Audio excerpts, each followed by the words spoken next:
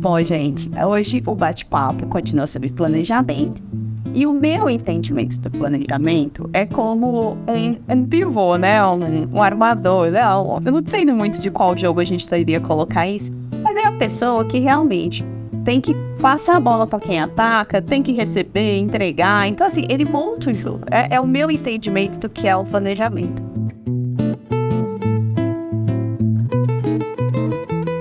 Então, assim, a primeira pergunta para você construir é realmente o planejamento, ele tem esse papel central mesmo de joga, recebe, faz essa interface clientes, fornecedores. E aí a segunda questão é, quem são os agentes que são envolvidos com isso? Né? Quem são os atores desse momento aí de planejamento? Pois é, eu vejo o planejamento como em diversas posições centrais, né? Então, se fosse no vôlei, seria o levantador. Isso, né? Se fosse numa orquestra, seria o maestro, que muita gente fala, né? Deve ser o maestro com a batuta. Então, mas ele está sempre numa posição central, com muitas interfaces, né? E eu vejo a importância dele justamente disso, né? Das interfaces, porque a gente tem negócios, né, muitas mudanças, né? Se a gente olhar aí nos últimos 10 anos, né? Quantas mudanças de mercado, de humores de mercado a gente teve, subidas e descidas de preço, commodity, mudança de política, né? Variação do dólar. Então, assim, a gente teve muita coisa. Toda vez que acontece uma mudança dessa, dentro de uma mina é uma mudança grande que vai acontecer, né? Aumento de produção, redução de custo, aumento, enfim, investimento, então, e isso tudo vai parando no planejamento, não tem jeito, né? Geralmente, né, as mudanças dentro do período de um ano, né? E onde a gente tem um maior número de atores, né? Então, interface do planejamento com as operações, né? E em alguns casos são 2 ou 3, então eu já vi gerências de operação, carregamento, transporte, perfuração, desmonte, infraestrutura de mina, né? Para falar das operacionais, né? Sem contar as outras que são operações dentro da mina, que algumas vezes você tem elétrica de mina, rebaixamento, né? Chamadas hidros, né? Que tem tubo. Então, antigamente também era chamado até de água e ar, né? Porque era a água do bombeamento e era o ar que era a rede elétrica, que as marcas escavadeiras eram todas elétricas, né? E era uma área de manutenção totalmente operacional, né? Estava ali no dia a dia da mina, né? Então, isso para falar das operações diretas, mas as manutenções. E aí das manutenções, você pode ter 2, 3 manutenções. Você vai ter manutenção de caminhão, pode ser uma gerência, manutenção de escavadeira, outra gerência, e equipamento de infraestrutura de mina, outra gerência. Então você tem 3. Misericórdia. E a cada uma com sua especificidade. Por exemplo, né? A gerência de escavadeiras, né? Geralmente ela faz a reforma do equipamento do campo. Como ela faz do campo, você tem que paralisar a operação do campo naquela região. E só que você tem que programar, porque dependendo de onde você parar a máquina, você não pode ter desmonte, que é com a outra interface, né? E se você parar a máquina durante muito tempo, ela vai afetar a lavra. Aí você tem que olhar até dentro do planejamento qual vai ser o impacto, né? Para caminhões, uma interface mais simples, né? Mas geralmente está ligada a gente paralisar os caminhões para que ele seja feita a manutenção, né? Sim. Tem outro ponto. E aí a infraestrutura, a terraplanagem, de uma manutenção é algo mais simples, né? Mas a depender, né, da mina, a gente pode ter prioridade de algum equipamento, né? Então eu estou falando ali para dentro da mina, né? Para bem ali dentro, para os contatos do dia a dia, entendeu? Quando você vai um pouquinho, você começa a tomar com as engenharias de manutenção, né? Com as interfaces dentro do planejamento, que eu vou dizer assim, porque aí você tem topografia de mina, você tem despacho, porque assim, você fala, o planejamento não é bem tudo.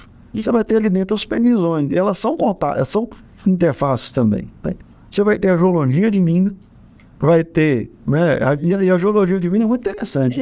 Que a geologia de mais interessante. É a mais interessante. É a mais. É aquela que às vezes pode mudar tudo. Ninguém avisa, né? Não é nem igual.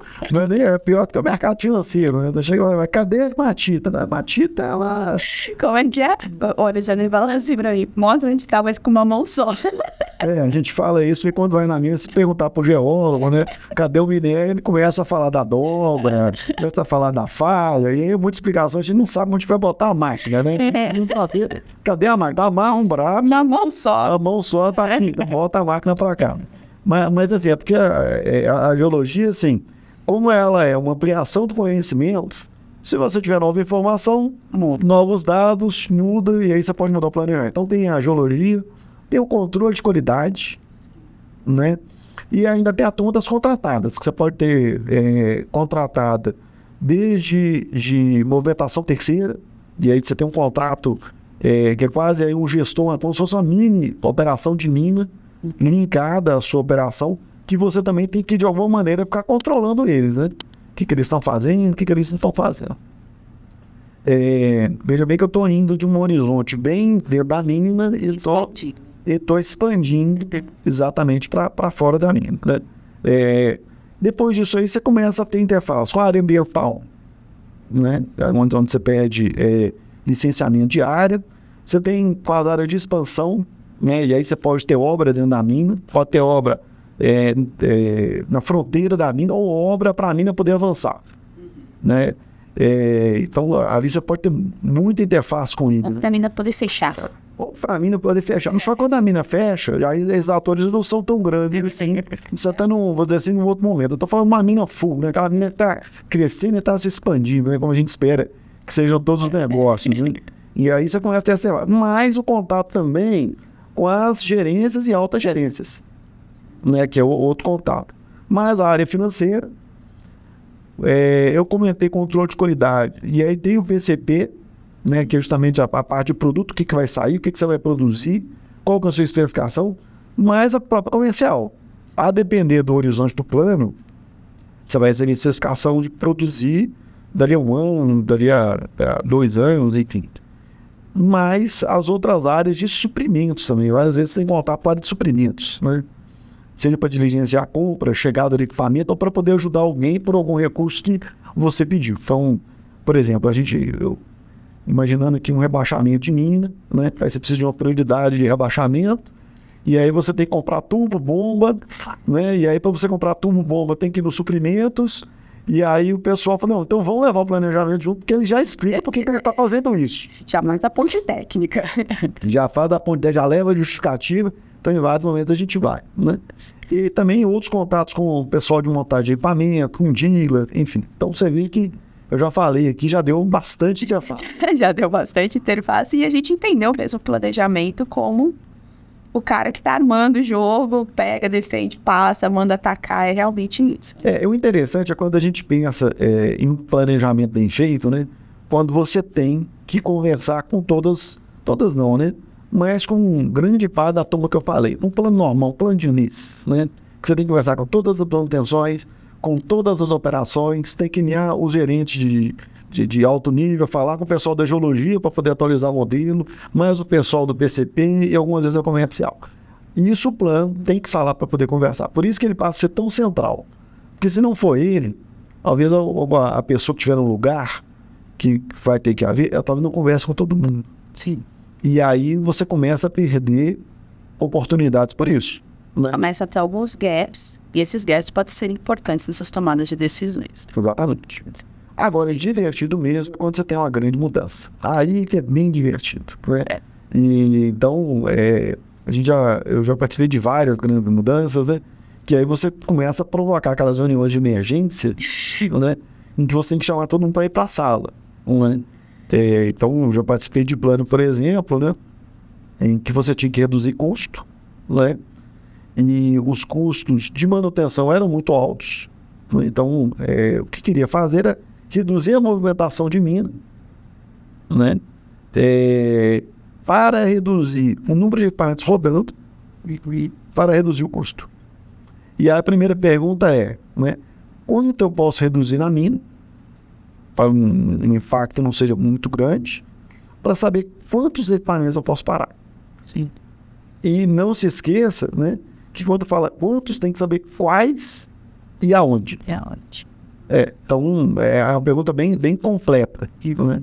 E aí começa a chamar N atores, né, para poder tratar isso, né? Você começa pela comercial, pela redução de produção, pela mudança de especificação, que você vai ter que reduzir a produção, ou seja, vai mudar o que você vai produzir, vai mudar o que você vai vender, vai mudar a característica, né?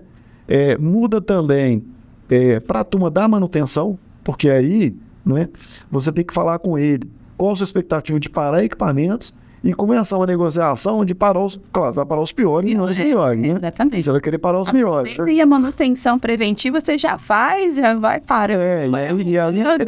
E aí você precisa saber onde é que você vai parar, como que você vai parar. Então, assim, é uma conversa que tem que ser resolvida em uma semana, 15 dias, porque o gerente já está esperando para ele levar para o diretor para ter aprovação e fazer o custo cair no mês seguinte. Ninguém vai ficar lá 2, 3 vezes esperando isso acontecer. Né? Então, e tem que levar isso também em sigilo, porque tem as questões envolvendo operadores, envolvendo empregos. Tem a questão do S, do ISD, que é o social, que a gente esquece que também está dentro da vida. Né? Que também são pessoas ali dentro que vão sofrer impactos, sustos, né? Um monte de coisa com essas mudanças. Eu vou fazer o Alexandre ficar quieto, senão ele vai gastar todas as nossas conversas aqui com vocês nesse momento. Então a gente vai terminar essa por aqui. Vocês continuem acompanhando, tem mais bate-papo, tem mais discussão. Por enquanto, obrigada.